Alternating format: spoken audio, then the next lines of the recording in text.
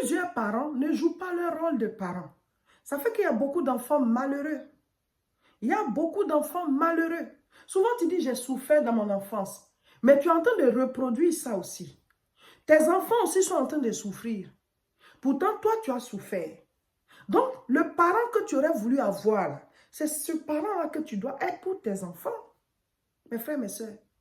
Vous voulez créer une descendance de personnes qui souffrent, d'enfants abandonnés, d'enfants laissés pour compte, abandonnés, voilà, qui souffrent et qui vivent des situations difficiles. Ah, j'ai souffert dans mon enfance, mais tu es en train de faire souffrir aussi tes enfants. Tu es en train de faire souffrir aussi tes progénitures.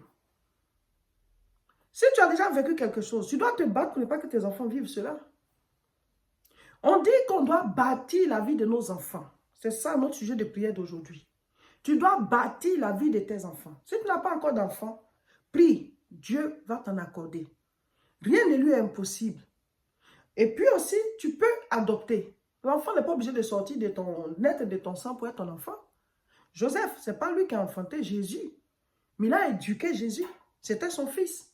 Quand on cite la généalogie de Jésus, on cite Joseph, l'époux de Marie.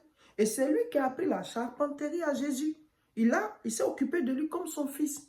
Donc, tu n'as pas d'enfant. Pendant que tu pries, tu peux aussi adopter, donner tout ton amour, le grand amour que tu as là. Tu peux le faire bénéficier à un être tout petit qui est né dans ce monde et qui est déjà dans la souffrance parce qu'il lui manque des parents. Alléluia.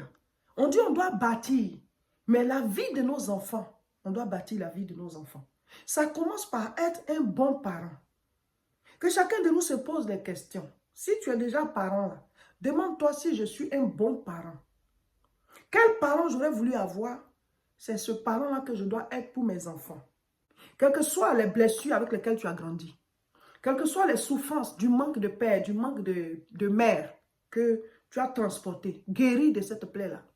Guéris de cette plaie-là. Et si Dieu t'a donné des enfants, dis-toi que ce qui m'a manqué là, je vais donner à mes enfants. Ce qui m'a manqué, je vais donner à mes enfants. Ça ne veut pas dire qu'il faut les gâter, il faut faire de la surprotection. On dit des bandits ou des bandits sur cette terre qui n'ont pas de loi ni foi dans leur tête. Non. Tu les éduques bien pour qu'ils soient des citoyens, voilà, responsables. Mais ils ne doivent pas manquer de certaines choses essentielles de la vie.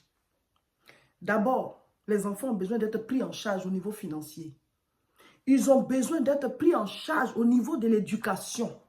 Vous devez éduquer vos enfants. Il y a certaines personnes qui laissent les enfants, voilà, les enfants sont laissés pour compte. L'enfant n'est pas éduqué. Il est mal éduqué, il devient un problème pour la société.